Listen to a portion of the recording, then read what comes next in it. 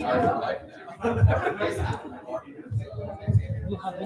good evening, everybody. Thank you so much for coming. If I get your attention for a minute, please.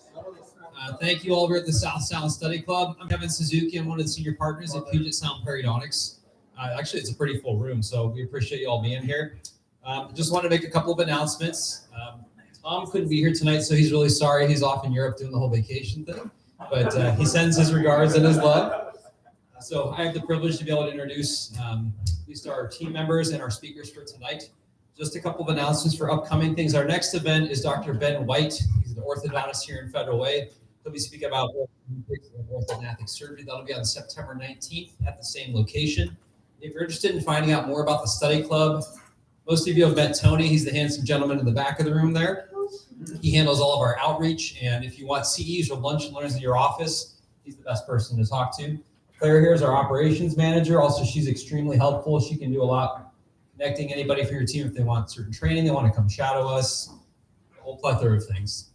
Real quick, most of you are familiar with most of our associates. Dr. Hassan Zahedi has been with us for quite a while. He just got back from Hawaii doing his ultra marathon, so pat him on the back. He's got a lot more sunshine than the rest of us. You know Dr. Jenna Chaw. She's also been with us for a while. How old's Jordan? 6 months. She just had her baby, if those of you maybe didn't know that. And then our newest addition is Dr. Juliana Shamoon. If you haven't had the chance to meet her yet, she's extremely gifted and talented. She just joined our practice a week ago. 2 weeks ago. So I did want to just let you guys know about Juliana was originally from Chicago. She went to Tufts. She actually did the GPR residency at the general practice residency at Brown. Is that right? Jesse Brown. She eventually became the director of the GPR program, and she did her periodontal training. So we're really happy to have her here. I actually met her when I was speaking at the Chicago Midwinter meeting, and she was persistent for a year. She emailed me. She sent me a letter. She called me. She said, I want to come work at your office. And I said, okay, I'll come take a visit. So anyway, we're happy to have her here. She just joined us. So thank you, guys. Appreciate it. Yep. All right. So anyway, without further ado, our topic for tonight is freedom, exiting the PPO and insurance hamster wheel. So we're very, very privileged tonight to have two speakers with us, Dr. Geoff Johnston and Dr. Christine Shigaki. For Geoff, actually, it took me about a year and a half to figure out that your name wasn't Geoff, so I'm so sorry about this. Geoff has been a lifelong Washingtonian. He grew up in Olympia. He went to Western Washington University, graduated from UW in 2016, and I actually had taught him in the clinic a couple of times. I hope it wasn't too mean to you. He became an associate after school for a few years, and then him and his wife also went to UW graduate, purchased their practice in West Seattle. They now practice together. They dropped their last insurance on January 1st of 2022. So fantastic. And then Dr. Christine Shigaki, she's also a native to Seattle. She started in the front and the back office in dental, so she's been doing every aspect of it you can possibly imagine. And she just recently got her ACD award as well. Is that right? Yeah. So she went to the University of Pacific to go to school. It's also where Tom went. In 2003, she started a private practice in Belltown. In 2011, she moved completely out of network, so a lot longer. It's fantastic. Also, she's the faculty at the Pankey Institute, and I just learned this evening she just recently got one of the highest faculty positions in Pankey. What's the name? Scholar program. So anyway, I'll quit talking. Thank you very much, both of you, for coming tonight. I'll give the show to you guys. Thank you very much. We appreciate you guys all being here, and this is our 5th time doing this.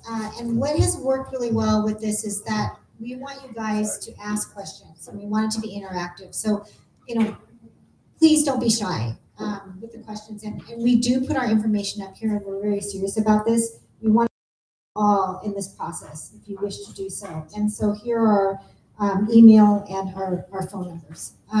So I want to have Geoff talk a little bit about your practice, if you don't mind. And,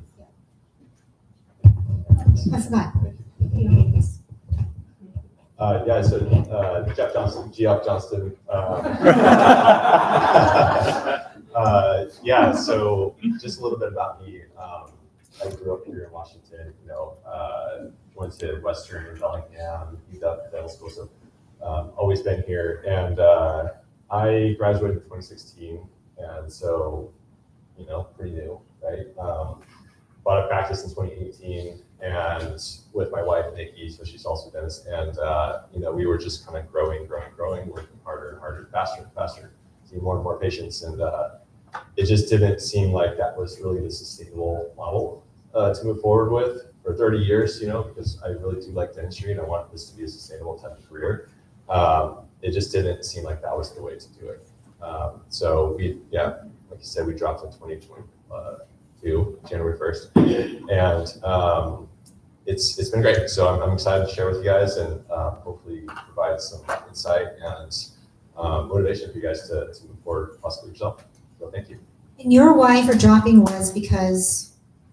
My body hurt. That was kind of the big thing. At the end of the day, I would come home and, well, my body and my mind and my soul and everything hurt, you know. I felt crushed. So I would get home and I was just totally wiped, you know.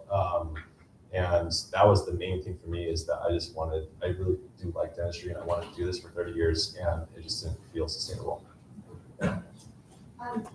So like Dr. Suzuki said, I did drop in 2011, and I actually felt like I was forced to drop because I don't know if you guys were practicing during this time. I'm an old dentist, so it's a while ago, but Delta Dental dropped their insurance rates, or their reimbursement rates by 30%. And when I saw that number, I told myself, there is no way that I'm going to practice for 30% less.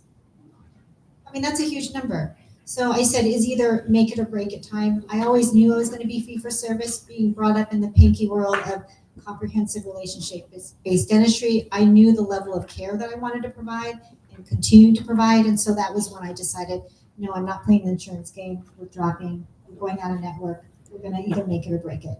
So I know that there are 2 offices in this room, or actually 4, including us. But are there other offices that have dropped recently, or that are like dropping slowly the dental plans?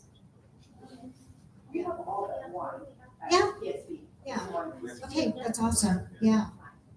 So I would really love for you guys to share your experiences with the rest of everybody. So that, you know, I think the way I like to do this is more of a conversation. Like, let's have a conversation about this. Let's talk about it. And one thing I do know is that there's no one right way to do this. So just a little bit, when I think about insurance, this is an old MAC, right? Insurance is an old system. It was instituted in the 1950s, and it hasn't changed since, you guys, right? When it was instituted, there was a $2,000 maximum. And what is the maximum today? Yeah, 1,500, right? 1,500, 2,000. Okay, do you know what the buying power of $2,000 was in 1950? It was like $30,000 or $35,000. Ridiculous. Yeah, 25,000 to 30,000. So if insurance kept up with the times, people would get about $25,000 to $30,000 maximums. We do not see that. So this is the other thing that I've learned is I don't want to badmouth insurance, because insurance isn't bad. If you think about it, it's just very, very limiting. So if you're only going to think about insurance, it's very limiting as far as what it offers. So I think of it as a coupon. And so I think what we need to do too is change our language about what insurance is. It's not really insurance, right? It's really a benefit, and it's really a benefit coupon. So some of the language that we use when we talk with the patients is, when you think about your dental benefits, it's really like a coupon. And what you're really thinking about is $1,500 to $2,000. That is really all we're talking about.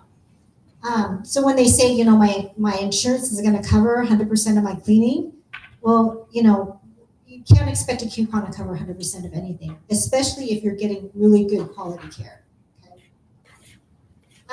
So this, I believe, is a chance for change. And Geoff and I fully believe this, and Geoff, chime in here too on this.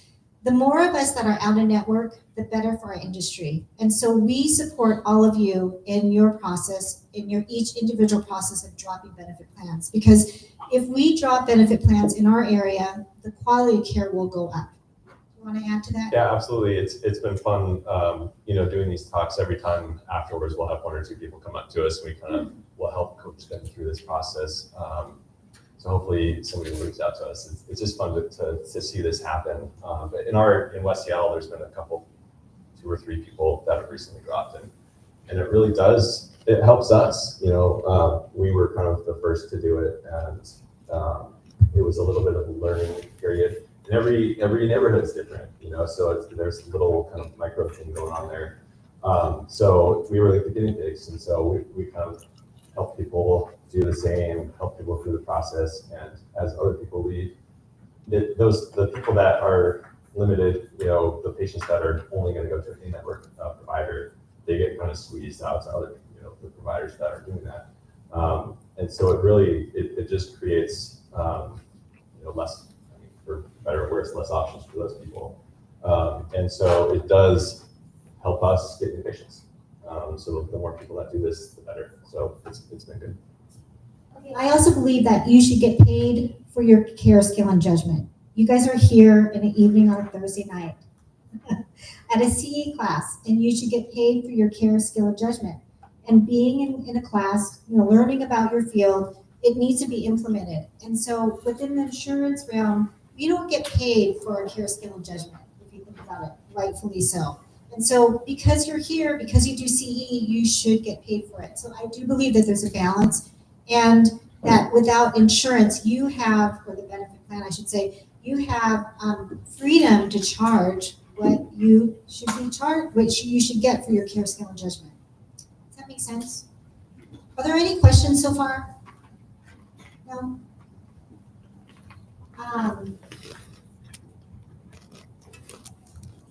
So here's our chance for change. And there are 2 offices in this room that I would really like to hear from. One is dropped in April? June. Okay, and there's one that's about to drop. So we're gonna hear from them as well today. So I would really like this to be a conversation. So what, you guys came to hear us tonight, which I really appreciate, but what are your curiosities? What are some of the questions that you have that we can answer for you tonight? Don't all speak at once. Yeah. I'll say the elephant in the room. What do you say to doctors that are saying, I'm intimidated by this, I'm going to lose my business, I won't be able to make a profit? Sorry if I sound like a skeptic. Yeah, no, I love that question. Okay, thank you. I'll remember it. What do you tell the patients? How do you tell the patients that you're not here? Questions? And do you help them with their out-of-network claim submissions, or what's that process like? How do we deal with the paperwork afterwards? Any other questions so far? Yeah, I think we just went out, I'm with Dr. Kenner, we just went out in June, but I think the biggest thing for me was having no idea how much benefit patients would get back on claims. The big unknown in which you're trying to bridge the gap for your patients who are scared by the letter that you're getting from Delta, and you have nothing to go on, no frame of reference as to, you might get $1, you might get $100. That to me was wanting to know, you're saying wanting to know exact dollar of reimbursement. or even some sort of an idea. Yeah, they say, oh, well, you have 80% coverage. You know, what does 80% Is mean? it 80%? $5. And they'll say 80% of UCR. What is UCR? Okay, so we're going to divide the evening up into 6 sections. Why would we want to drop dental benefits? What are your fears? How do we talk about money? How do we talk about it? How do we deal with insurance after? And then what do we need to do to risk assess? How do we make sure we're making the right decision moving forward? And then how do we implement it? And then challenges, and then the other side, which is the hopeful part. So let's start with reasons. Can I put you on the spot, Will? Sure. Okay, I really would love to know what your reasons were when you dropped. Yeah, the reason was hygienist. No, partially kidding. Okay, but no, the with that it was rising overhead, and yeah, multifactorial. I could go over this, but in a nutshell, rising overhead, not feeling like your soul is crushed, because you would not be able to have a conversation without the patient saying, well, what does my insurance cover? Well, I don't know. And then we would have to dump it on Vanessa, and she would spend hours on one patient and get 0 answers from Delta. And then everything else, you you never let anything fall to the wayside. But some things would fall to the wayside. So It's hard not to in that system, though, right? Exactly. It's hard not to. Exactly. And then I'll sum it up then with getting those denials or downgrades, which was, an absolute slap in the face. We've all been there when you have that tenacious, 3-surface composite that's subgingival, and you are pulling out every trick in the book, and they're like, yeah, we're gonna pay you an amount for that. And just yeah. So that really was kind of why we dropped. Yeah, right. What's that? I said, who even does amalgam anymore? Right. So, okay, yeah, tell us more about what you mean by that. What is the conversation about amalgam? No, I'm just asking, if they're downgrading composites to amalgam films, who does amalgam films? Nobody. Right, and how do they base their fee off of amalgam, right? Military doesn't What would be some of your reasons for dropping? Why are you guys here? Why are you spending an hour, 2 hours with us considering this topic?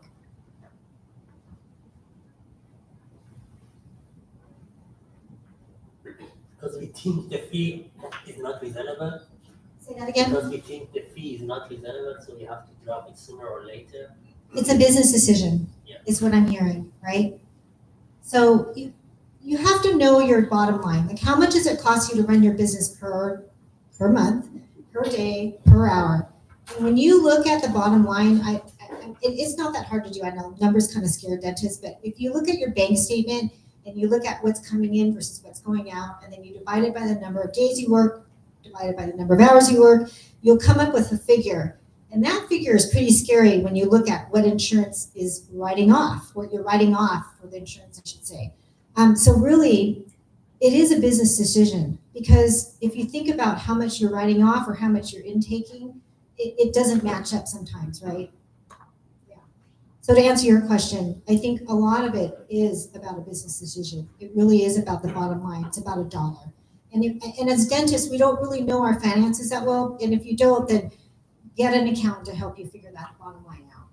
Look at how much you're bringing in, how much you're writing off, how much you're paying yourself. Speaking of the numbers game, for us, and I think most of us are in the same boat where you can't get a new patient in for 3 months or more, totally booked out, you're at capacity, or you're looking for hygienists, can't find any. So where are you going to put those patients? Like how are you going to increase your bottom line? You can't see more patients. You can't, you're working so hard, so fast that you can't do bigger procedures. So it's just kind of a numbers game. Like, okay, how am I going to get those new patients that are waiting, calling other dentists to get in quicker? Well, you have to kind of slim things out a little bit. You have to purge a little bit. So that's what we did, and it's worked out great. You just have to kind of take a step back and take. The instinct is to go personal and be like, okay, who's going to leave? Am I going to hurt my patients by dropping Delta or whatever insurance it is? But really, it's a business decision. It has to be. And we'll go through this a little bit later, but some people will leave that you never thought would leave. Your best patients that have been there forever, they'll leave. And then some people will stay that you never thought would stay. But what I will say, what I will say is a lot of the patients that complain about everything, they complain about the copay, they complain about how long things take, a lot of those patients leave. it's a lot less headaches. I think what you're saying then is like less is more, right? Like sometimes you're paying for that chair to sit in your chair. Sorry, you're paying for that patient to sit in your chair. I'm just saying. So if you look at the numbers, it's kind of, it's shocking when you think about it. And so when I mentor younger dentists, I think of my friend Eric, and I say, you know, Eric, you don't want to pay for that patient in the chair. He goes, well, what do you mean? I go, well, you don't want to do dentistry for free or to pay for that dentistry by that patient getting it. I mean, you need to make a living.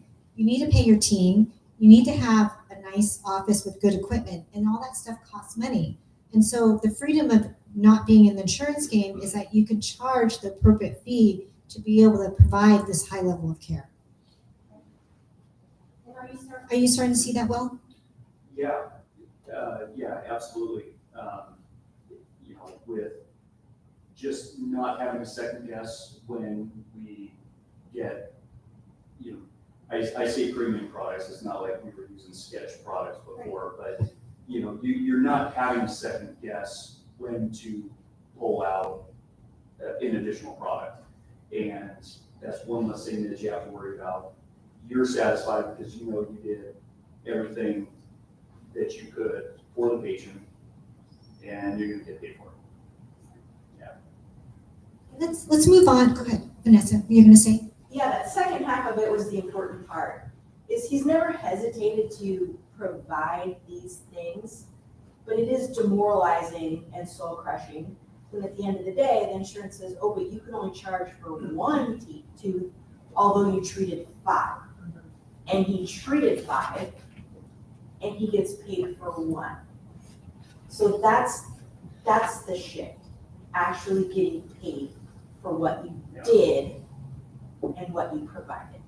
Yeah. I'm like the big numbers person in the office, so this hits home big, because he shouldn't be worried about numbers when he's worried about the care. You can focus on the care, right?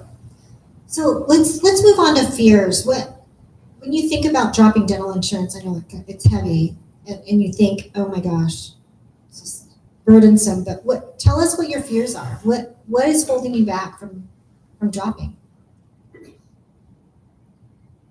The quantity of the patients goes down. The quantity of the patients goes down. That happens. And I would say probably, okay, we'll just talk specifically about Delta Dental. When I dropped Delta Dental, I wasn't sure how many people I would lose. And it is a matter of fact, you're gonna lose people. I lost probably about 30% of Delta Dental. And at that time, Delta Dental in my practice was probably about 30%. So I lost about 15% of patients. So what I would say is prepare to lose patients. And that's okay. We talked about this a little bit. Less is sometimes more. Because then you can spend time with your patients, talk about high quality care, talk about options, and have a relationship with them where you're not jumping around between 10 different chairs. So I actually think that that's not a bad thing to lose patients. People ask me all the time, how many new patients do I get a month? And I say about 5 to 7. And they're like, what? And I'm like, yeah, that's all I can handle. That is all I can handle in a month. I can't handle any more because I spend an hour on the comprehensive exam. I spend about an hour on records. And what I'm doing is I'm being very thorough so that I can look at this comprehensive care treatment and be able to offer comprehensive care treatment and then be able to talk about it. So I think the quality of my dentistry has gone up because I'm seeing less people. Do you want to add to that? We lost more. We lost about probably half of our Delta patients, which was about 70% of our practice. So we lost probably about 35% of our practice. What's your Delta write-off? 35, 40%. So we ended up seeing the first year after dropping, we saw 30% fewer patients, and our collections were exactly the same. So I would say that's a victory. It's not about the money. It's not about making money, just getting rich off of this. It's about lifestyle. It's about taking the time for your family. It's about, I have little kids, you know, I want to see them grow up. I want to go to their soccer games. I want to do all this stuff with them. I want to travel, I want to golf, you know. It's hard to do that when you're just cranking away. quality of life, right? So I'm helping another dentist drop insurance. He's dropping another plan this month, and one of the things he asked me about was he showed me his numbers, and he says, "But bottom line, I'm dropping because I don't feel good. Like my body hurts. I don't mental health wise. I'm like running around with my head chopped off." And I said, "You know what? That to me is the reason why. It's not about the numbers then, it's about your mental health and your well-being. And if less is gonna be better for you, there's only one of you. And you might as well take care of yourself first." There's a hand up over here. Oh, I was just gonna add that then you guys brought up Delta as kind of the big animal to fear. We've dropped 3 of our insurances and it was super easy, but Delta's 70%. So that's like, how close are they gonna come to our fees? Do we get do they send payment to us? Are they sending that to the patient? What kind of patient balance are we talking about? Because that's gonna be a conversation every time. And so not knowing what that differential is gonna look like and how that impacts the patient, I'd like to kind of have an idea so we can be in front of that conversation. Absolutely. I'm gonna let Vanessa, who runs numbers and does front, answer that. So that, was our biggest concern, my biggest concern looking into going out of network and Delta being the biggest bully on the playground. So I would say on average, you're gonna be looking at 30% reimbursement of what maybe they would have reimbursed as an in-network. Okay. They have what they call a maximum allowable fee. And depending on which representative you talk to, they'll say it's either a statewide fee that they've established or it's based on your zip code. You will not get one straight answer. You can talk to 10 people, you'll get 10 different answers. But know that it's going to be very small. It'll be smaller than anybody expects or thinks it should be. I do have some numbers that we've seen based on our zip code in variance. I'm happy to share them. Do you want me to share some of them right now? Cool. So, and the nice thing too is some of our patients have been very fired up about this process and wanting to know and to help and being a lot of two-way conversations with them, which has been amazing. But they have on the Delta Dental website, it's like just the deltadental.com one, it says a payment calculator or payment estimator, and you can plug in your zip code and it will show different fees, ranges based on certain procedures. So I did a couple of these, and they're like for periodontal cleaning, they say that their fee is $226 to $266. They're not paying anybody that, but out of network, what they're paying on our Varian zip code is $81. That's for a periodontal maintenance. And then a lot of patients that were in network with perio maintenance, they were paying 100%, but now as out of network, they're getting 80%, so they're getting like $60. A regular cleaning for like just a pro fee, they say they pay $150 to $174. What they're actually paying is $64. A crown, their estimate is $155 or $1565 to $1870, but they're paying $557. That's kind of right. That's kind of an idea. Periodontal scaling, 1 to 3 teeth, $58. So know that reimbursement is small, and like Christine was saying, use the words to encourage them that I use rebate all the time. And if I tell them, if I was in charge, and I say X, Y, Z, whatever, you get paid out, whatever. You get paid all this and the doctor would get paid all, whatever. But let them know that it is a small piece of the puzzle, whatever their benefit is going to be. I like using it. Does Delta send providers the payment? So they will tell you no. Okay. They will tell you no. Yeah. But they will send it to you if you so choose. We have chosen to let patients know, on your behalf, I will file this, I will send it into insurance, you don't have to do that. Here's a copy of it. You can pay me full fee. They will process it out of network, decide what they want to pay you, and they will send a check directly to you. The nice thing is, it's usually within a week or two, you'll get your reimbursement from them before your credit card statements. That's how we do it too. We collect in full. We say, if they don't pay anything, this is what the fee is. Just because they won't tell us. You call them 100 times, they won't tell you. We've had a few patients call and kind of badger them into giving them that information, but even most patients that call, they won't even tell the patient that, which is crazy. Yeah, they're paid customers. Yeah. Give them It's crazy. So we do a combination. It depends on the patient. Sometimes we collect the portion that they owe us, and then the insurance pays us. So just so you know, in your dental software, when you submit a claim, there's a little check mark box that allows you to choose whether or not the payment goes to you or not. And so you could check mark it saying it goes to you, or you could check mark it no, it goes to the patient. So there's a little form. So to answer your questions, we process claims for our patients. It's a courtesy to them because the software makes it really easy. You click, click, click, and it's sent. And we say that to our patients as a courtesy to, we will process your claims for you, and we will help you get every cent of that of your whatever you're entitled to from your plan. So I say we're going to squeeze every penny out of this turnip for you. Really. So, but we are not going to let it dictate your care. One other fear with here that hygiene is nowadays. How about letting these patients know, obviously you're going to be dropping, but do you still get the drip of cancellations? Oh, I just found out. And now you have hygienists who don't have hours booked for 6 months. You're always filling holes, but you have less patients to fill it with. And then you can't tell the hygienist to clock out. Is that an issue of you're still paying the hygienist, or does it get supplemented by you getting paid more when people are in the chair?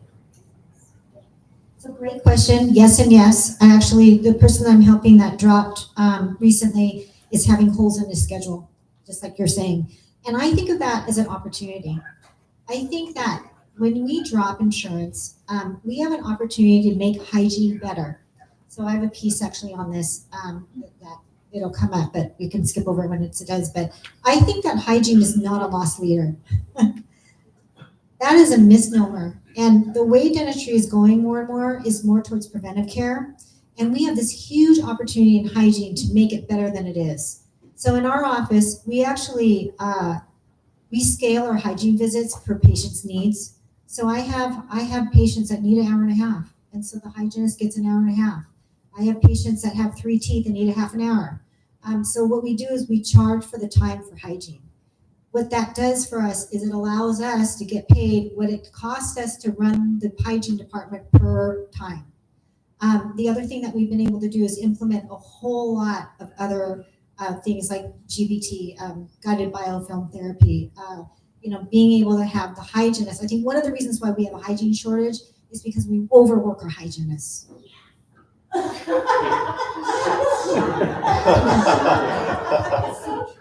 It is. I mean, I used to do hygiene as a dentist when I first came out of school while I was building my practice.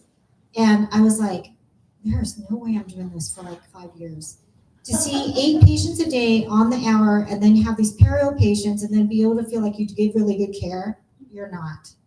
So I think there's a huge opportunity once you drop to be able to be flexible with your hygiene schedule.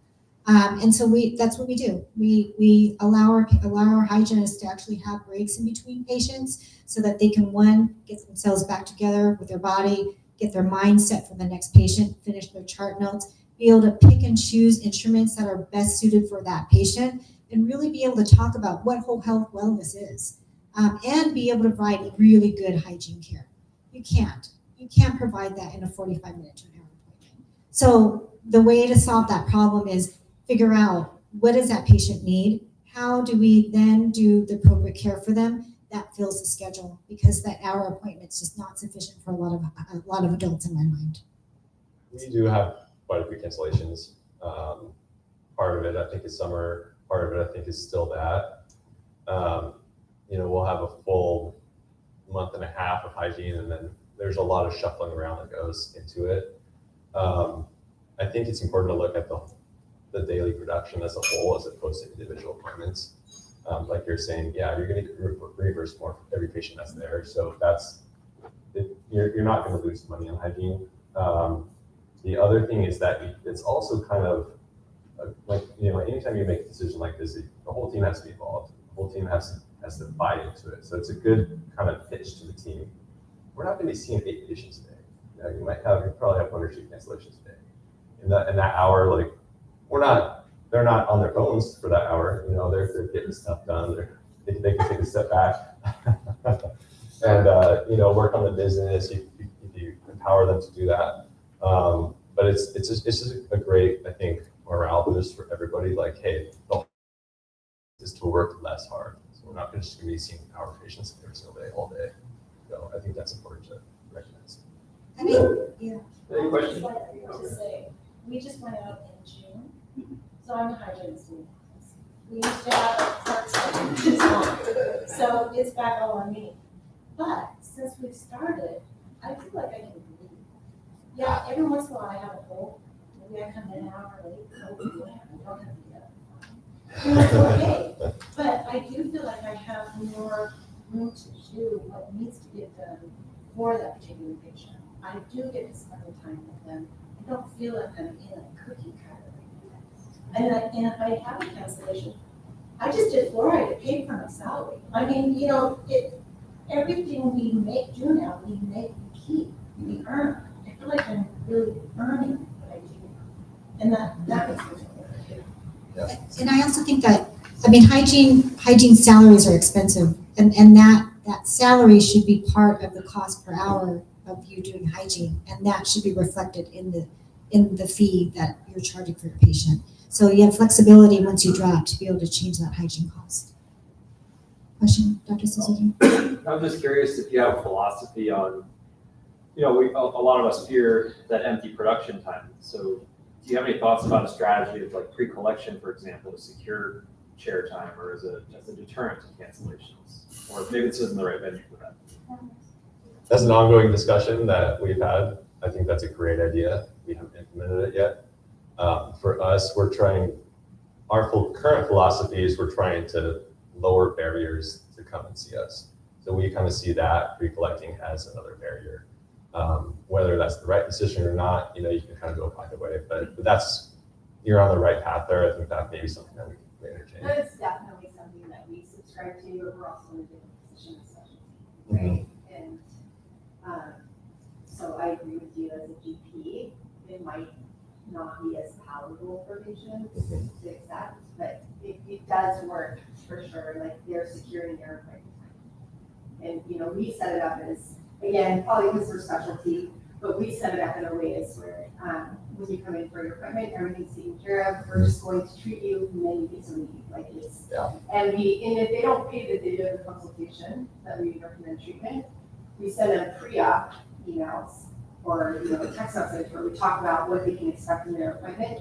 Oh, and by the way, to secure your appointment time, here is the payment link to take care of that. So it does work, definitely. And when it does, and when we don't do it, that's when we have cancellations. I imagine if that's just like how it works in your office, like it's a much easier conversation. It is, yeah. Instead of like, coaching the team, yeah. is the biggest thing. Yeah. Yeah. You gotta find a way to word it in a way that's acceptable for your patients. Yeah. For us, it's, in order to secure your appointment time, so when you come in for your surgical appointment, all this stuff is taken care of. That's how we word it and it works, right? If I was a patient, I wouldn't want to deal with pain after Right. I come out of there all bloody and writing on gauze. Yeah, so it is a little bit different. However, I do think that there is a way to make it work for teams. Yeah. I think what we're talking about is value. Yeah, for sure. So what is it that we can instill in our patients, the value of our time and our care and our skill and our judgment? And however we do it, and this is the other thing too, there's no one right way to do this stuff, but I really think it's all about the relationship. How do you build the relationship with each individual patient so that they can respect your time? I get cancellations too. I mean, it's a lot of COVID going around right now.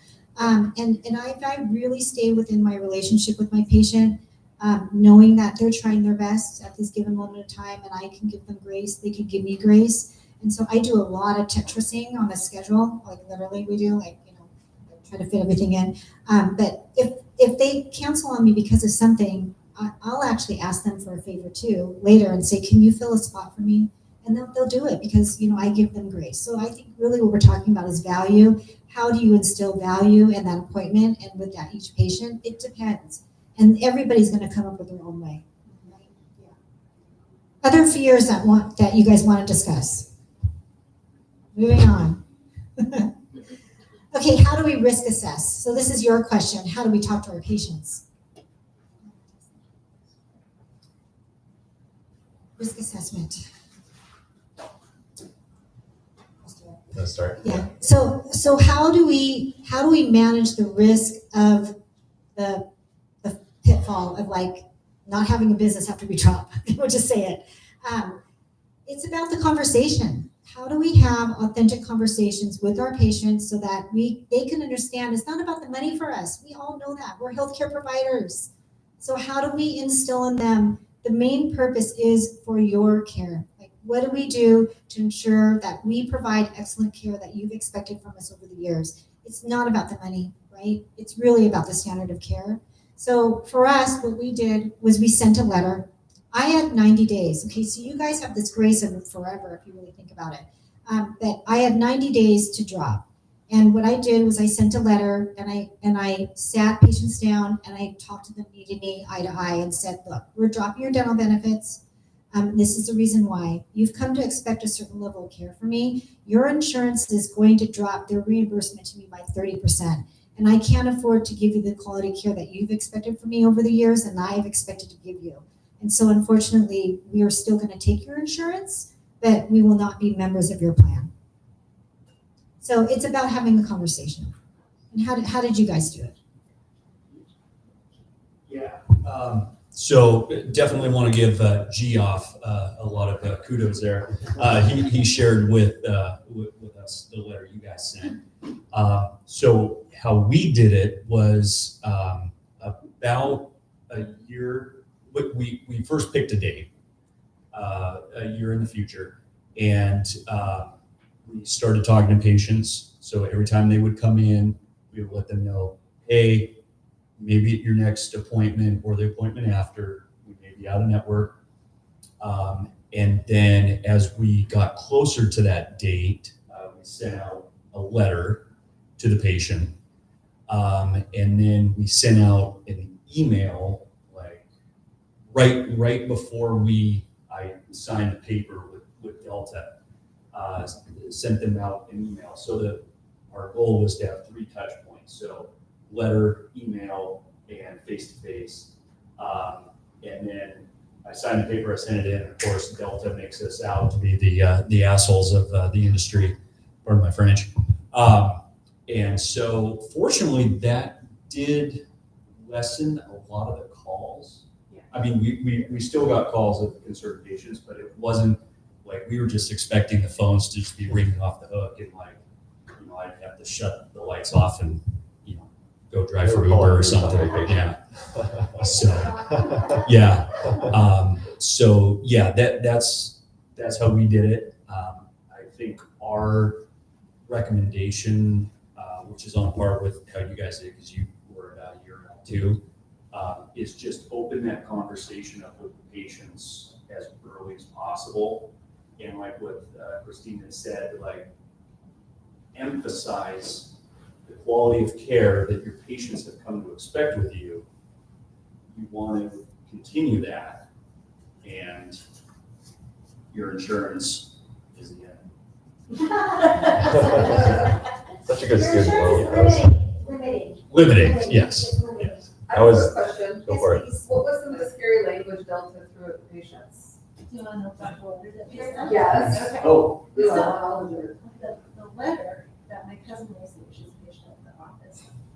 Well, it has occurred to us that your dentist was no longer in our network. So that means he is either A, retired, B, moved, or C, just stopped taking the insurance. I think that was it. Yeah. So it's just interesting. throwing a It lot just of throw change all out kinds there. of stuff out. Agreed. So, short of death. Yeah. we can help you find out. Yes. So, And then they'll have to send, we'll refer you to those out. And that was a another thing too, so like in the letter, we addressed that. We said, you will be receiving a letter from Delta. It will say the following in as many words. Rest assured, this is not true. And, you know, here's what it will look like going forward. So, certainly I'm willing to share the, you know, our letter, and I'm sure you want to. That's always going to say. Sure is. Yeah. Have you dropped other insurances and waited on the Delta, the big one? Yeah, for us, Delta was our last one, because, yeah, it was like, what, 65%, almost 70. Yeah. And so, when we stress tested though, it was half our patients would make the same amount. So I was like, do it. Because of the write-off, because of the write-off. Right, yeah. So just be aware that most people won't read the letter. You can write the best letter ever, and most people won't read it. So that's where the face-to-face interactions come in play, and that's why like we did a year in advance so that we could see everyone twice at least. So every time they're in, here's our letter. We handed them our letter, and our team was having this conversation. So like usually the hygienist would see them. The front office, when they checked them in, would hand them the letter. Hey, here's the changes that are coming up. Just read this over and ask us any questions. Then the hygiene team would say, okay, what questions do you have? You know, just so it's this ongoing conversation, just so that they have every right, you know, every intention of hearing what we have to say before the letter goes out from Delta. Because that letter that we send, even if it goes through the mail, goes through email, goes through text, like most people aren't going to read it. So it's those face-to-face interactions that are most impactful. And I would say, you know, trust your relationship with your patients and lean on that. Like, you know, we've known each other for 10 years. I've been your dentist for 10 years. I've seen the history of what you've had. And there's nothing, I don't know, that history that you have with your patients is priceless, and reinforce that. You know, you've been seeing us for 15 years. Thank you for your loyalty. You know, we've known you for 15 years, not just your teeth and your gums, but you as a person. And I think that piece is really important with making healthcare decisions, that, you know, no one else knows you as well as I do for the last 15 years. It's also important to reinforce that they can still come see you, because the people that do read the letter take it as, oh, I have to find a new dentist. And so many people would ask, okay, do you have any recommendations for any dentist? Like, well, you can come see us. So, you know, most people just don't understand. My Seattle Smile Company. I will say in West Seattle, because there's a mass exodus of you guys leaving Delta, we get a lot of calls, which is great, because I would love for us to do this on. But we get a lot of calls in our office about you guys. Oh, yeah. So we're like, do you have a recommendation? And we're like, yeah, go back to your dentist and talk to them. And so we push them back to you and let you guys explain your position as to why, and we try not to get involved, but we do it too. Thanks. Yeah, appreciate that. Does that answer your question about the conversation with patients? Is there more?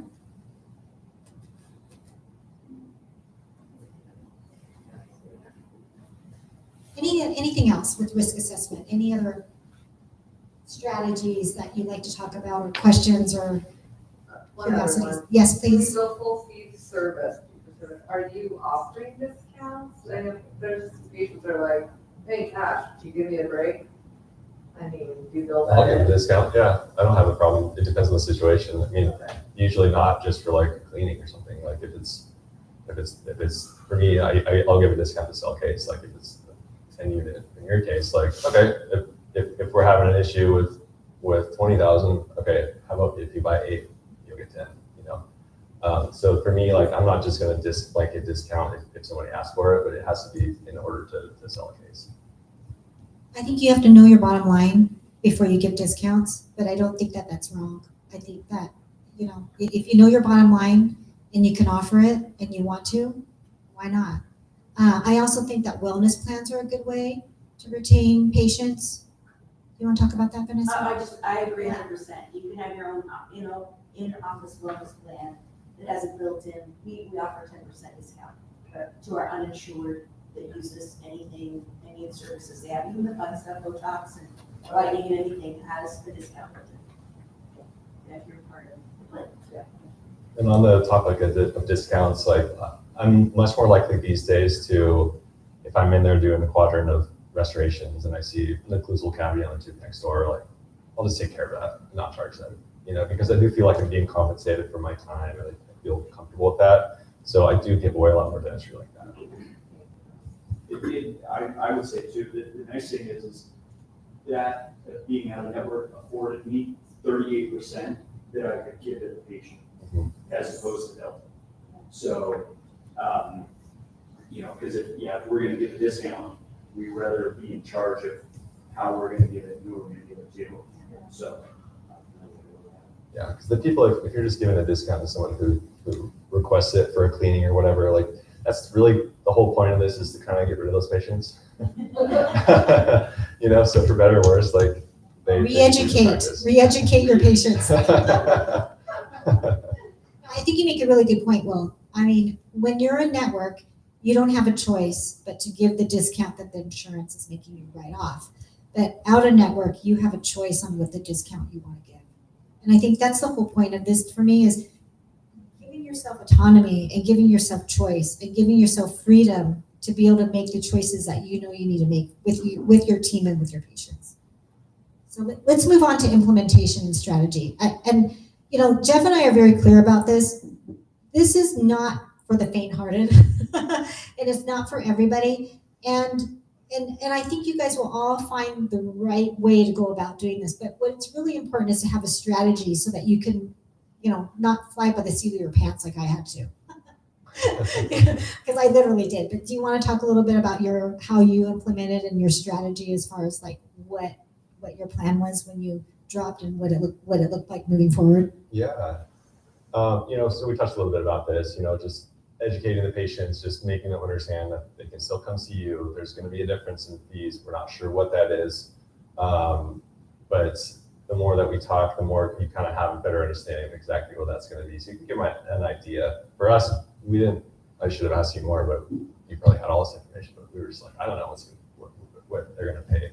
And we still kind of say that. We say, whatever, if they don't pay anything, this is the full fee. We request that in full, and they'll send you the check.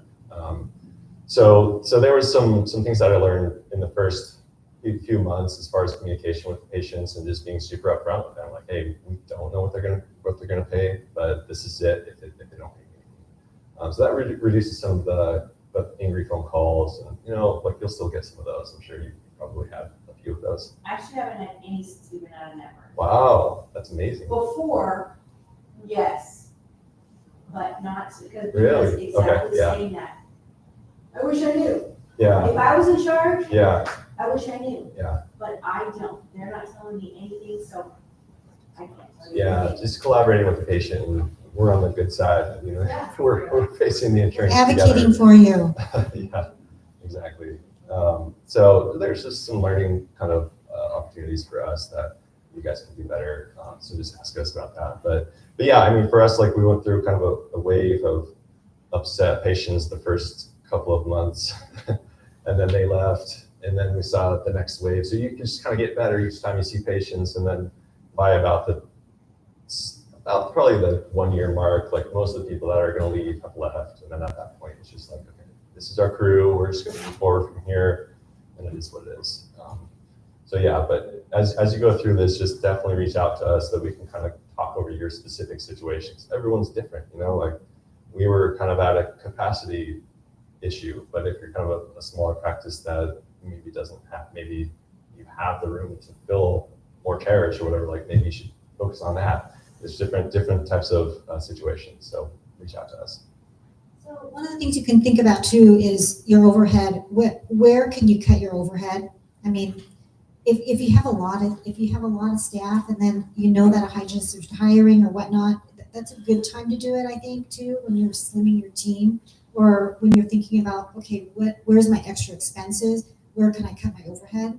One of the things that I did, because I only had 90 days, is I told my patients, I'm dropping in 90 days, and if you want to get your work done before I drop, you're welcome to. So what I did was I was really busy and I worked really hard for 3 months and I squirreled that money away thinking that there's going to be a drop when I dropped. And there was. And I'll tell you, I was scared. There were times when I picked up the phone and I called the number 206-522-523, yeah, 2300. I mean, I memorized it and I would call thinking I'm going to go back and network and then I would hang up. And so it was a little scary for me, like for about maybe 3 to 6 months. And then I came on the other side. So just like making sure that you have a plan for like, what is it going to look like for you? Maybe take a vacation after you drop. If it's going to be slower, right? Yeah, seriously, because, less is more. No, I think it was a good plan, yeah, it's a good plan. It worked. Yeah. That was. Right?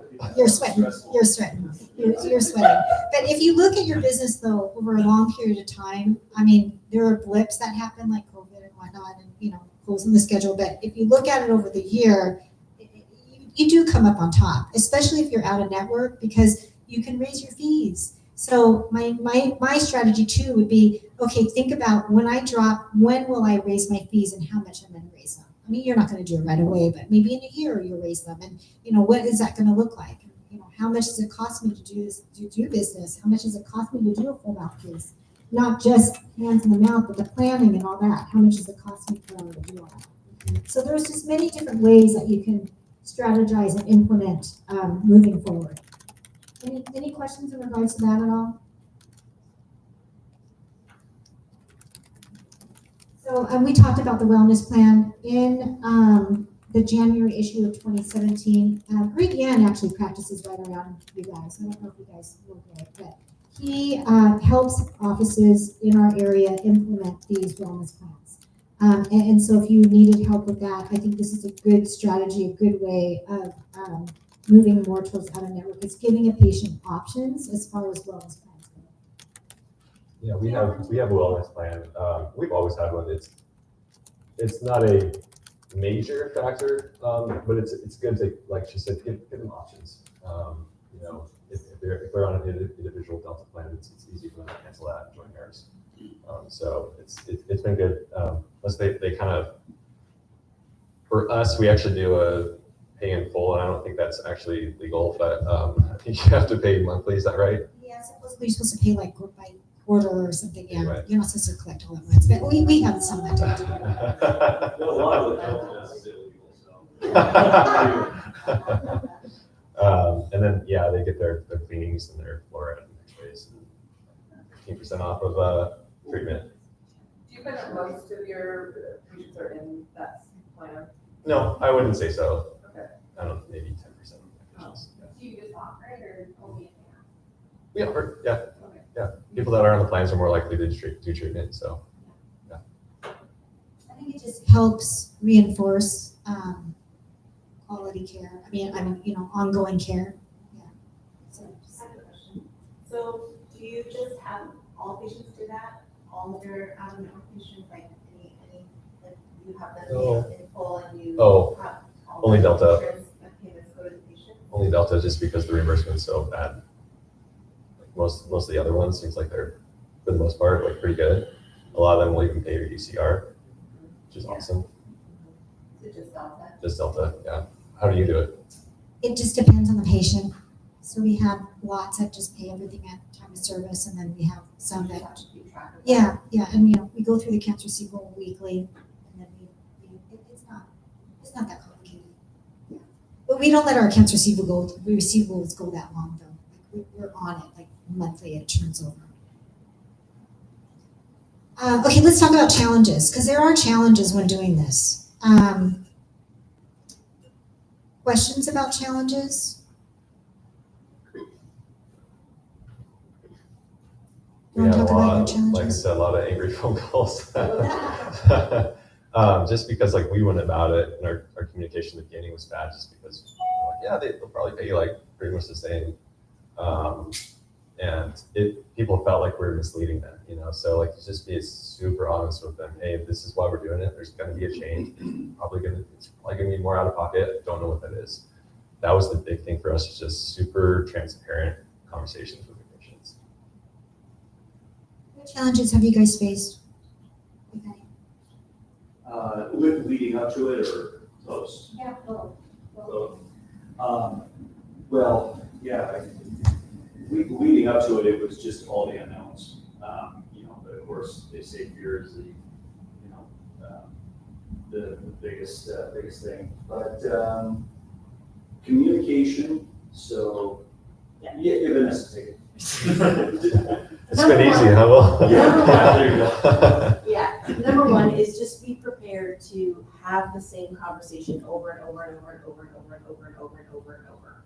Have everybody on board and committed. You can't just have one person saying it or two people saying it. This girl was a rock star. Everybody that came out of her hygiene chair, I knew 100% they'd had the conversation, their questions were answered, and she was fired up about what we were doing and why. And everybody has to understand the why. And I talk about that I love numbers, but I like to know that our practice is going to be sustainable. That's why I love numbers. It's not about just the money, but we have to be able to be there for them for the future. So it has to be in part about the money. But that's not the conversations that I have with the patients. Obviously, we talk about the care and that we're going to be here for you.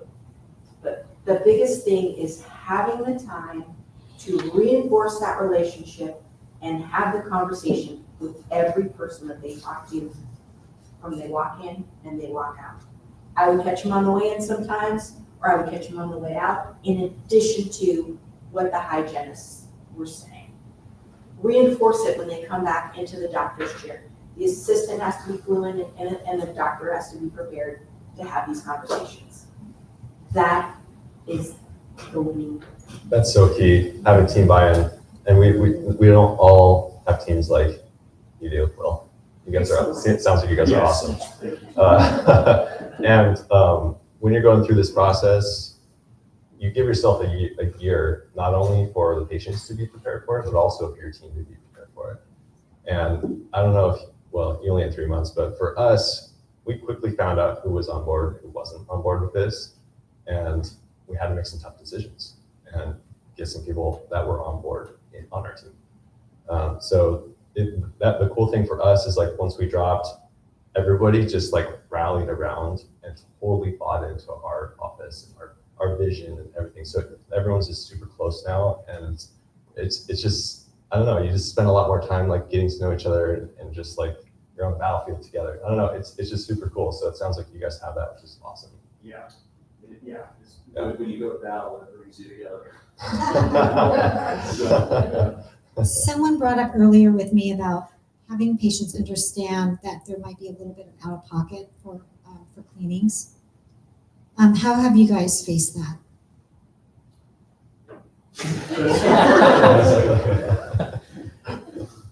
Just letting them know up ahead of time, having the conversations. I wish I knew what your insurance would do, but no matter what they say, they may not do that anyway.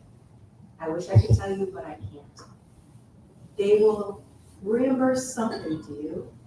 You can try to get the answers from them, which I know they won't tell them, but you can try to get the answers. And then they understand the process. They understand the struggle by getting them involved. And then we collect. I will collect your entire visit. On your behalf, I will send your claim for you. They will send whatever they decide to you. And then we're not the bad guy. I didn't say or promise any certain dollar amount. I think we do some, what I hear a little bit of is we enable our patients a lot in some regards. Yeah. Right, and so we baby them a lot. And so if they can call their own insurance company Right. and really understand what that process is like, it's good learning for them. But I also think too that the expectation is that they get everything covered by their benefit plan. And when I think about it, when I talk to patients, I'm like, you could go to an office that could have it covered at 100%, but I don't know what the quality of care is going to be like. I mean, you could get good care, you could get crappy care, but I don't know what that would be like for you. But I do know the quality of care in my practice and what I offer for you. So, I just wordage, it's verbiage really about, having that conversation, authentic conversation about what the expectation is about their benefit plan. Did you have patients come back? Oh, yes, yeah, definitely. Always, and I still do. Mhm. Patients still leave and they come back. Yeah. You too, right? Yeah, same. Mhm. Yeah. Have you guys seen that yet? Well, we haven't had them come back yet. Yeah. But I have made it very clear, anybody who, makes the choice, they're like, oh my gosh, I really hate to make this choice, but financially, this is what I have to do. I said, you're always welcome back here. Yeah. That's And important. We'll be Yeah. here. Exactly. And what I would say is, can I ask you, or can I give you some advice about what to look for in a dentist, or what to look for in a hygiene visit? And then I give them some cues, like, make sure that, they're spending the time with you. Make sure that they're doing the measuring. Make sure that they're talking to you about your care and what you're getting. Make sure that they're telling you about what they see. Get a mirror, watch what they're doing, and to give them cues about how to consume good healthcare. I like that. Anything else on challenges? Yeah. What were challenges in office with staff members who were resistant? Like what was their issue that you can kind of help mitigate that? They're not willing to have the conversations with the patients. That's the big one. It's a tough conversation, We have to have total buy-in. And so if people just aren't willing to have that conversation or just skip over it, I don't think that's probably a good fit for your vision if you're going in this direction. So you just have to have the total buy-in.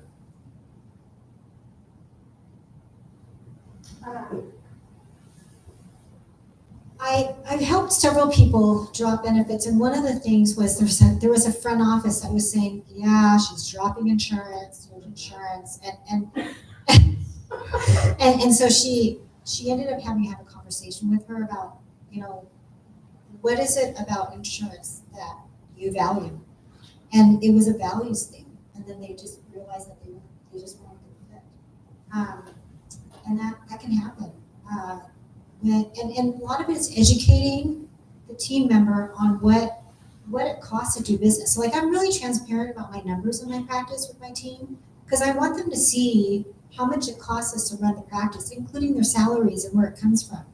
And I think sometimes we don't give the benefit of the doubt to our team members of really letting them understand the whole picture.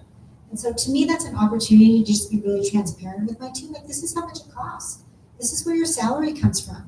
When we do this write-off, we're writing off this 38%, and that is money that we could put to your salary.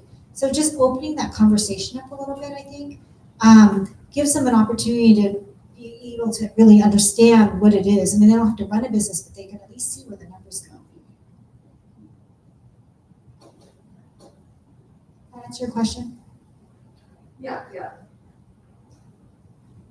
So, one of the things is that there is a labor shortage, although I think that we're coming out of this a little bit.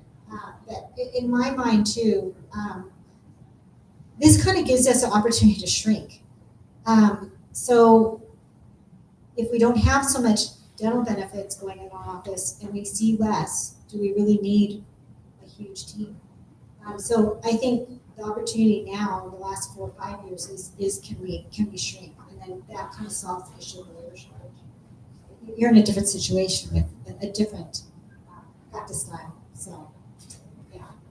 But they also think that it allows us to slow down, and it's not about a race against time anymore. I think the insurance business is volume, and we have to see so many people per hour and squeeze it all in. But with less patients, what have you been able to do? Get to know our patients, have the conversations about comprehensive dentistry. I mean, the amount of times that, like, just through a quick, like a good conversation with a patient, and then all of a sudden at the end we're talking about veneers.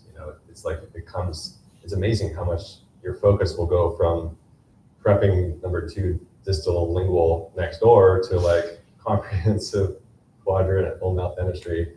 And it's allowed us to really focus on like super high end cosmetic dentistry. And so that's been super fun for us. It allows you to build a practice like how you want to practice. You're kind of constrained if you're in the PPO kind of style. it's a numbers thing. You have to see volume. You have to do a certain amount of pounds, a certain amount of fillings. But without those constraints, you can find whatever niche that you want to go into, the cosmetic dentistry, do implants, do whatever, and really excel at that because you have the time to invest into learning that, into setting things up. Whereas if you're in PPOs, it's just back and forth, chair to chair. So. And I think that's key, Geoff, like the time that you can spend with your patients to talk about what their wants are and what their needs are, it allows for that. And then, I mean, you were mentioning earlier today, there was a patient that you didn't know that wanted veneers, and you're having a conversation, and then all of a sudden, she's in your chair doing veneers, right? Yeah, it's just being curious and talking with them, asking what they want, what their vision is for their mouth, and you don't have the time to do that if you're bouncing between 4 hygiene checks, So we're on the other side, 3 offices on the other side, and 1 office that will be on the other side in 2 weeks. And a lot of you guys are actually in the process of being on the other side, it sounds like. But I would say that there's a lot of hope on the other side. There's just a lot of possibilities that, like Geoff kind of alluded to earlier, you can do. I mean, we're lucky we're in dentistry, you guys, where we can pick and choose what we want to do.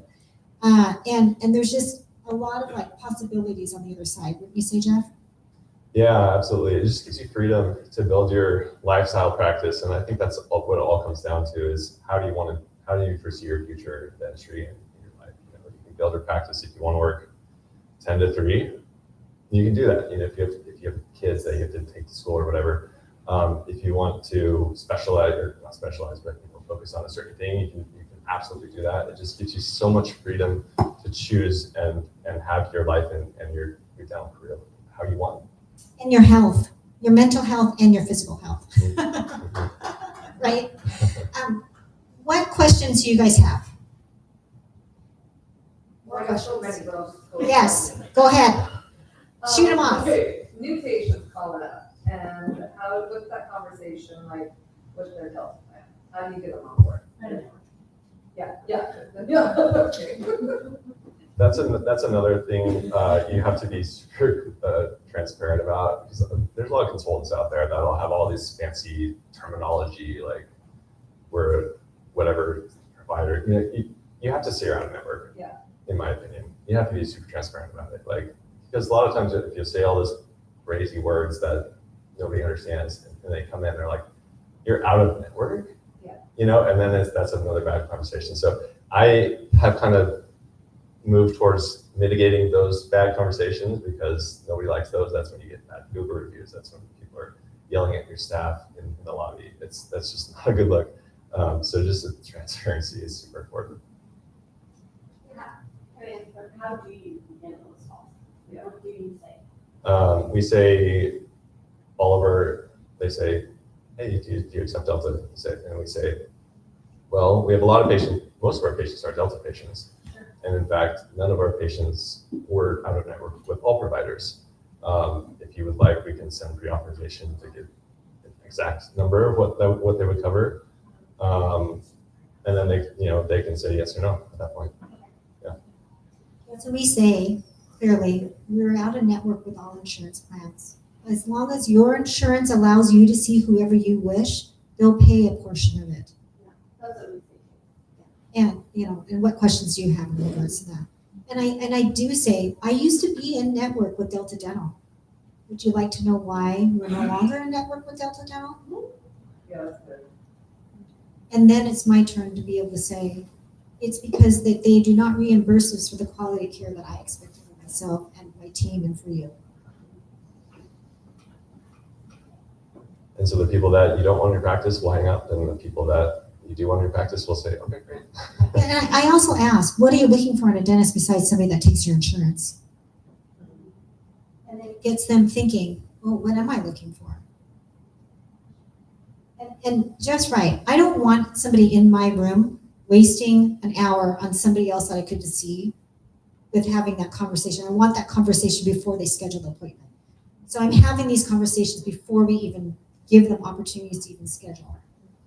because I want to read it. I don't have time for that. Yeah, I think just also reinforcing that we have a lot of patients that have your exact insurance, and they still come to us because they think that they get a great quality of care. So just so that they're not like, oh, nobody has Delta Dental that goes there, so that it's just kind of a safety in numbers type of thing.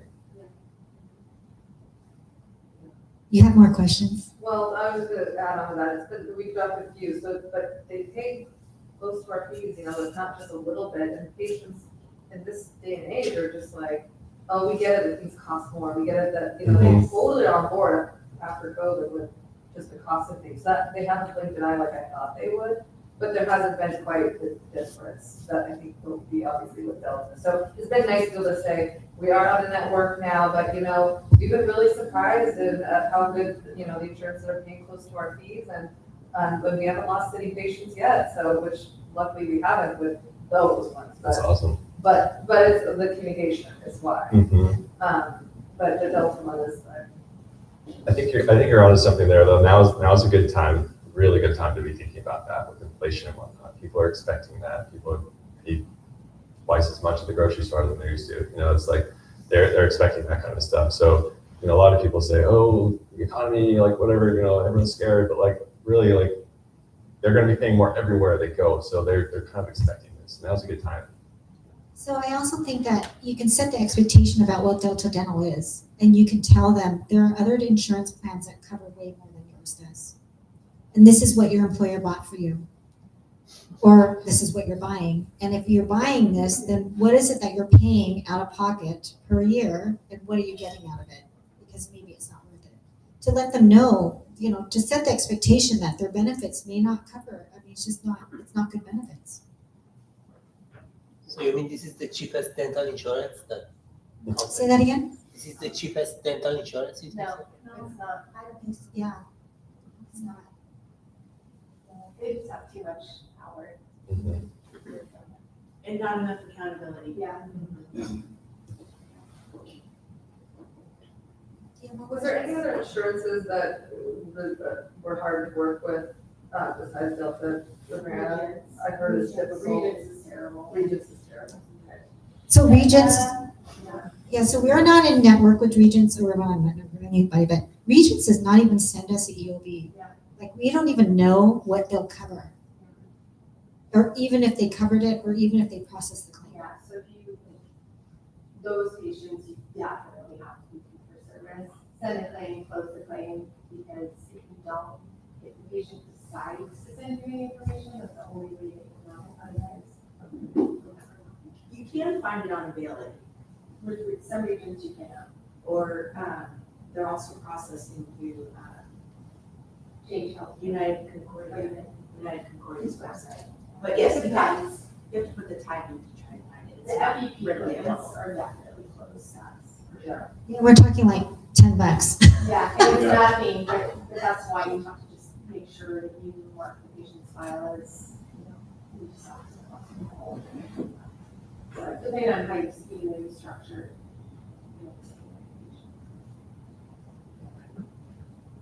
I do have a few more added notes to say that I found very valuable, that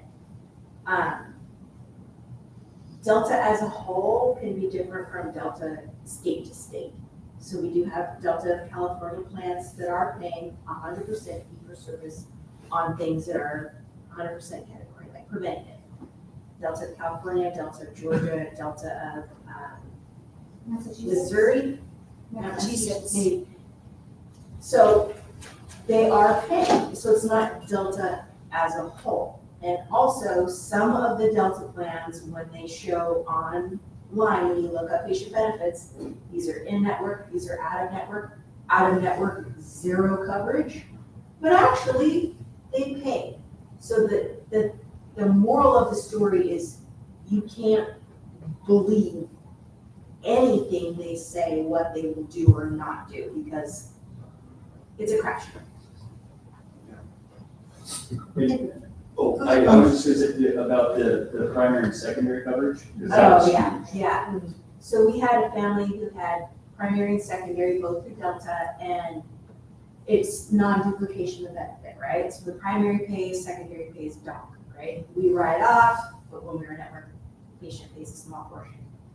Going out of network, primary paid and secondary paid, full coordination of benefits, the patient ended up paying like $10 for a crown, whereas if we had been in network, we would have wrote off 40%, and the patients would have had to pay, half of what their obligation was. And they ended up paying it like $5, and we got fully paid.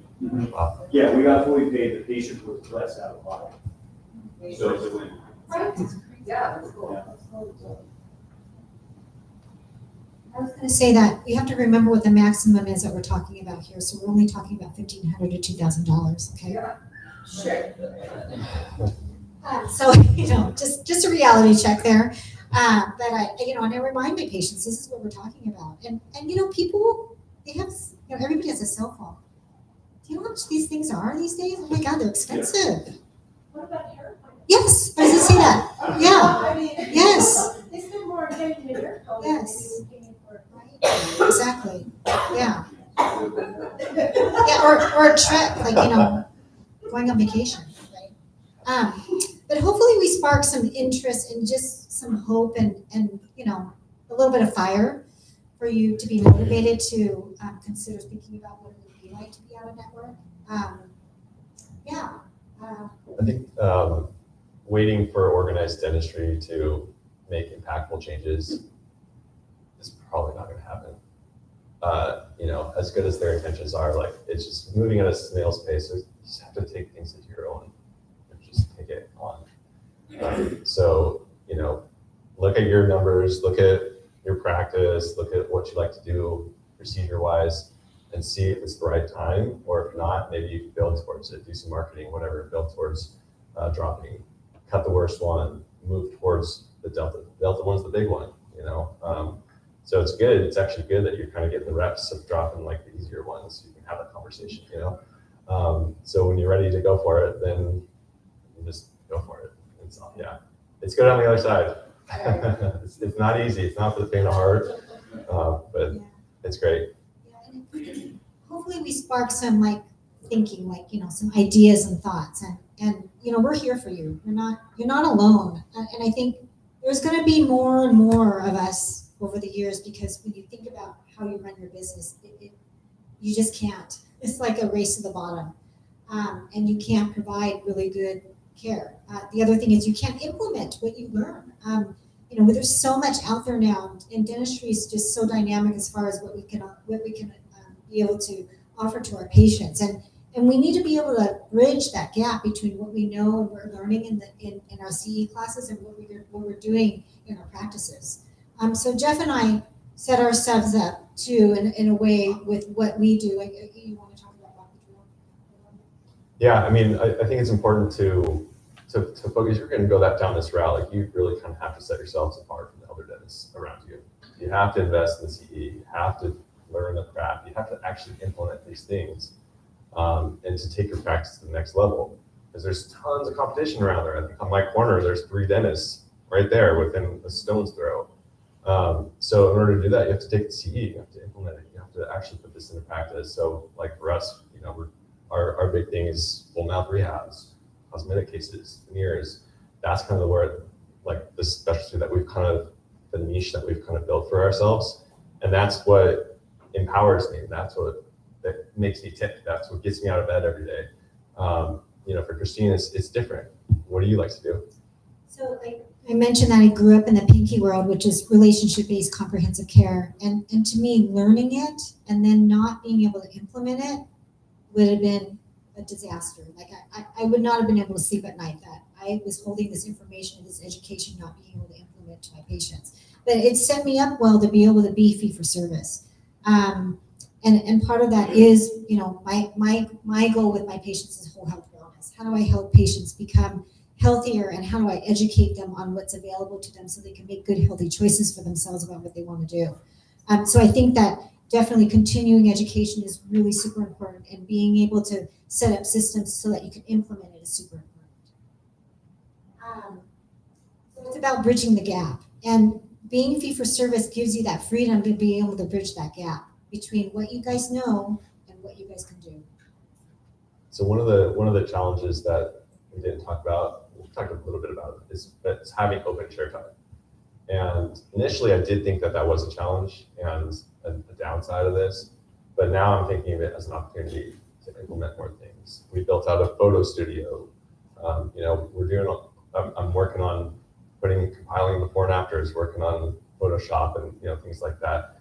It's an opportunity to really hone your craft and really develop and build the profession as you see it, as you like it. And you see more. When you have more time, you see more. So we do a lot of photography too, and we take study models, and I have time now in the lab to look at things a little bit more thoroughly.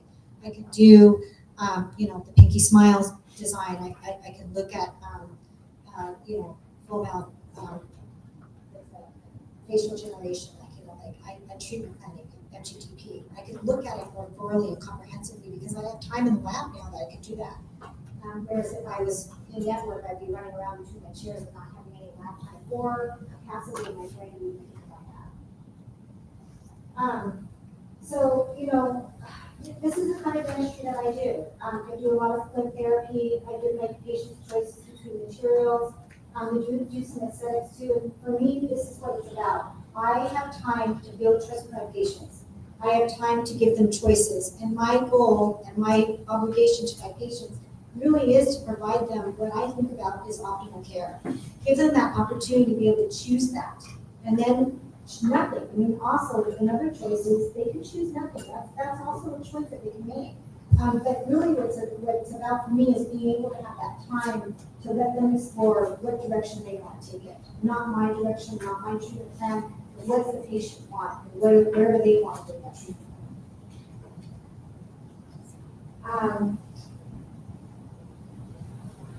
For me, it's about wellness. Wellness for my patients, wellness for me, wellness for my team, right? Mm-hmm. Yeah. Yeah, 100%. Yeah, for me, it's, I was thinking about myself when I dropped it. But ultimately, it's a win-win-win, for a patient. Like, if I was a patient and my dentist spends 30 seconds looking at me, like, I don't think that that's a victory, even if I'm paying less, So it's a win for everybody.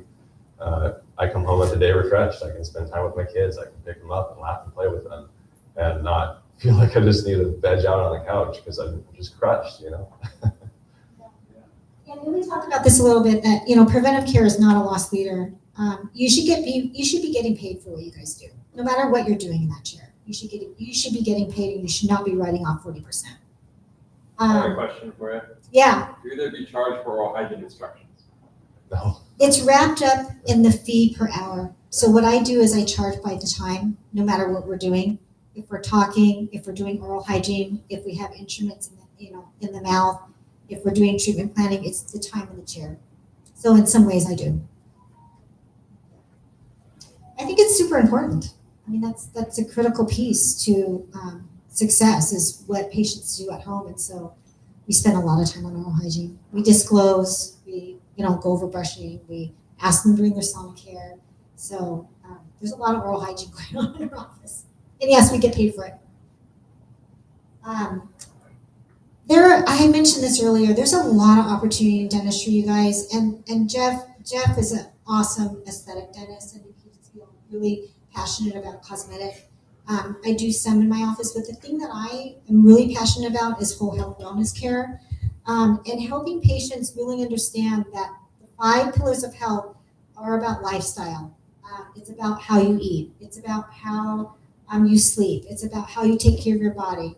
And if I'm going to talk about this, I better do it myself. So that's another thing about fee-for-service is like what you, Geoff said, is it's just allowed me to have this life balance. I hate it when people say work-life balance because work is part of life. But it's allowed me to have life balance. And I have 2 children. They're 15 and 17 now. I'm married. I have my mom. I just lost my dad. But, I have this whole life outside of my work life. And the office runs without me. I was telling Kevin earlier, I work 2.5 days a week now. And I just have this life balance that, Geoff, with your younger children too, that you have as well. Yeah. I still work 4 days. We're working to get down to 3 because I think that's that's where it should be. Yeah, Um, and you can it's- afford to do that. Dentistry's stressful. Yeah. You know, it's hard on your body. I think we need to take a healthy amount of time off in order to perform for your patients and perform for your family. So this allows you to do that. Absolutely. And if you go out a network, it sets you up for success in the way of what's for the future. It allows you to think a little bit more broadly, allows you to be more creative about what is it that you want in dentistry? What is it that you want in your career? And it also sets you up for what the next piece is with dentistry. So I just want to let you guys all know, and you know this, you have choice. And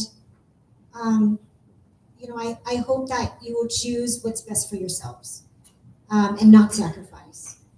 And the other thing that Geoff and I are very clear about is that there's no one right way to do this. The way Geoff did it is totally different. The way I did it, the way Will's doing it is totally different than any of you guys will ever do it. But I think what's really important is trying to figure out, okay, what fits for you.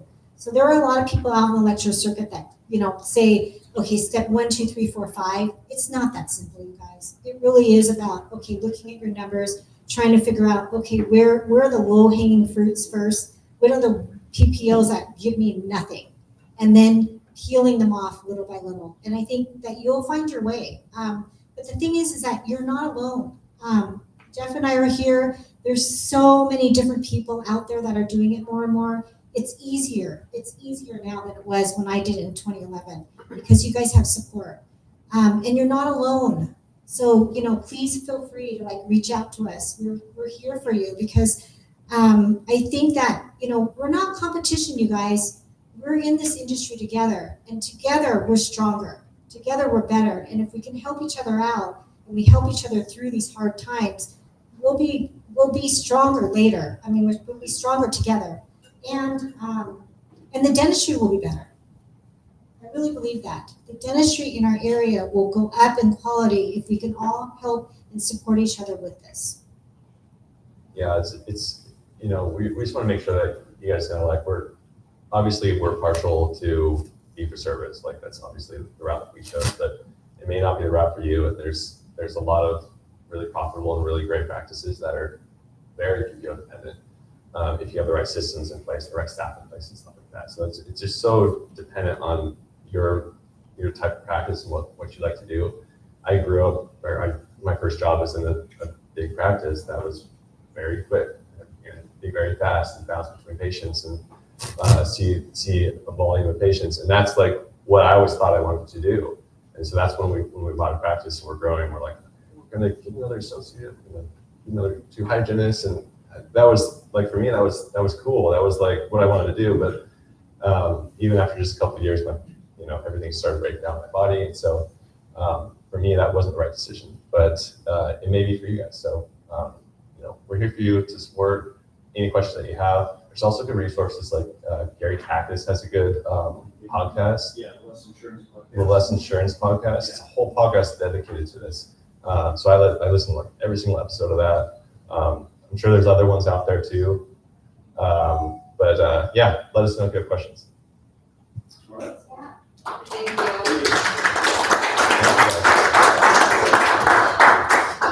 Say that again? Usually you bring a sample letter. Email us. Yeah. Email us. Yeah. You guys, the most recent. I don't have it with us, though. Yeah, but you can, forward it, or I can send ours to you and then you can distribute it out or whatever. It's kind of a weird question, but have you heard any office drop Delta, and then for some reason they got back to Delta? I have heard of that. I haven't talked with anyone that has done that specifically. It seems like that's the vast minority, but it can happen.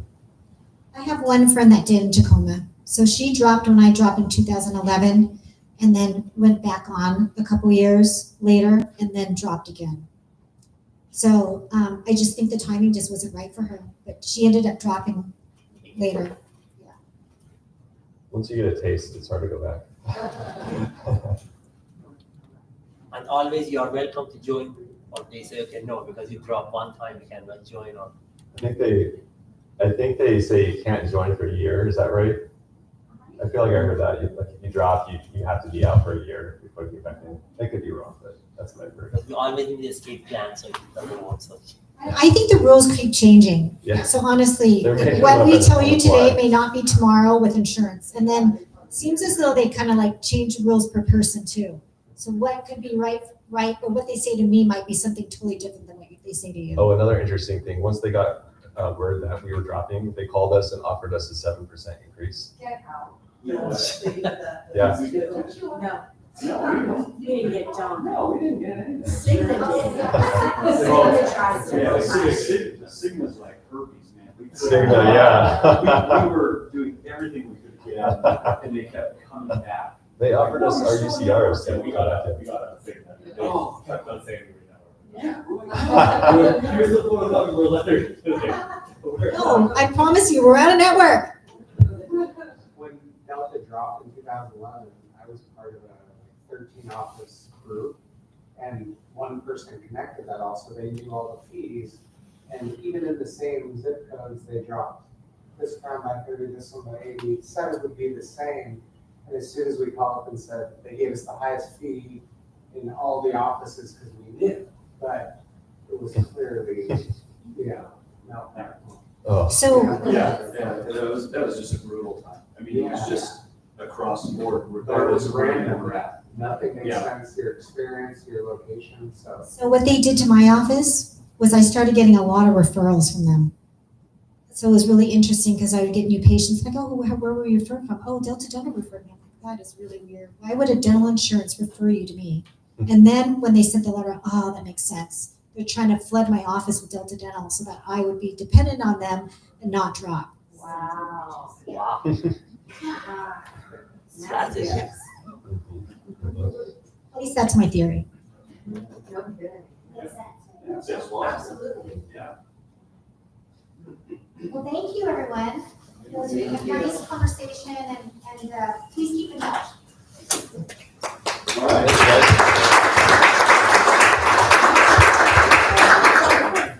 All right, as always, make sure for CE credit that you sign the roster, please. And then if you'd be so kind as to fill out one of the surveys, that would be amazing. Appreciate it, everybody. Thanks so much.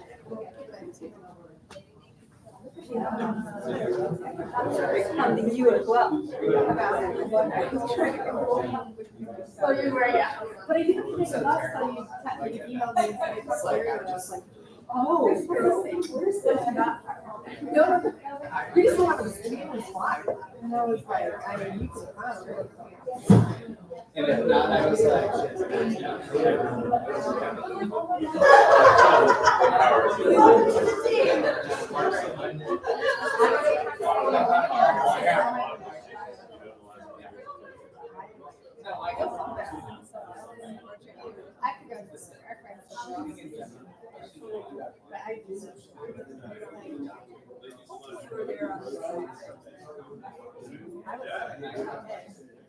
Our friends. We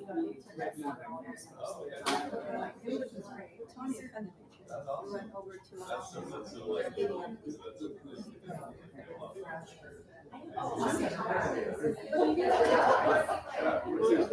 I don't remember the name of it. I don't know if it's that. But we did. Oh, yeah.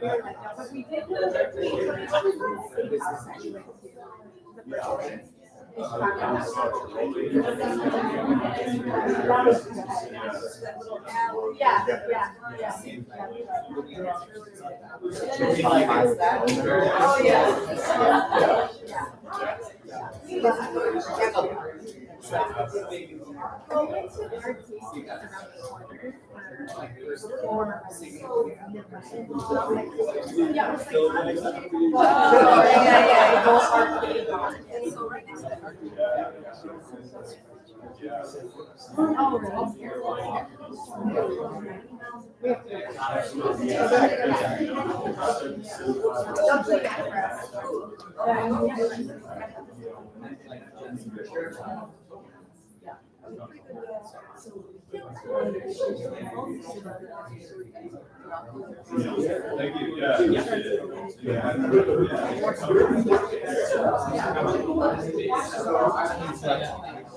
you.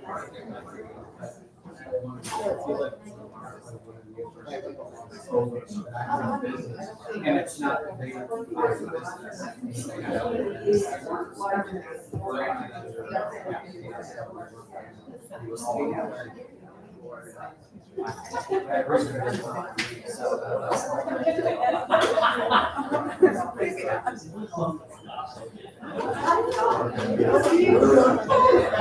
No, I've never been. Today's the first day. I've already said nothing so far. Yeah. And then it's like busting out here.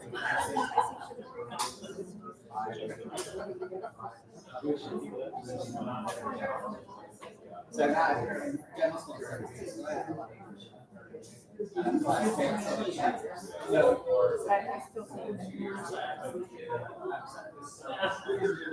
yeah.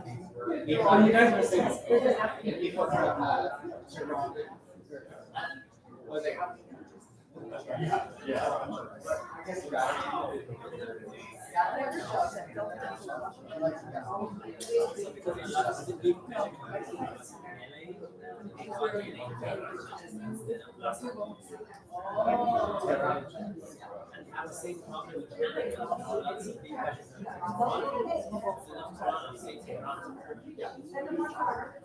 So a lot of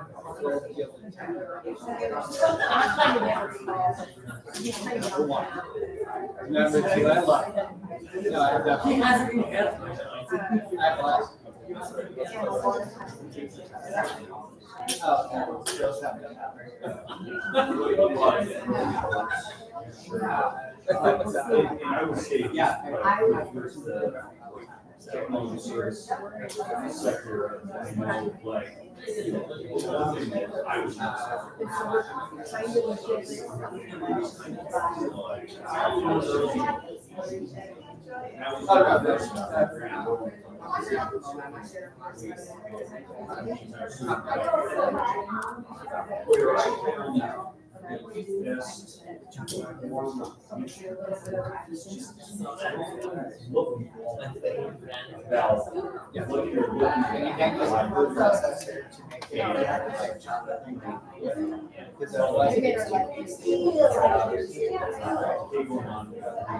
You can't get it in.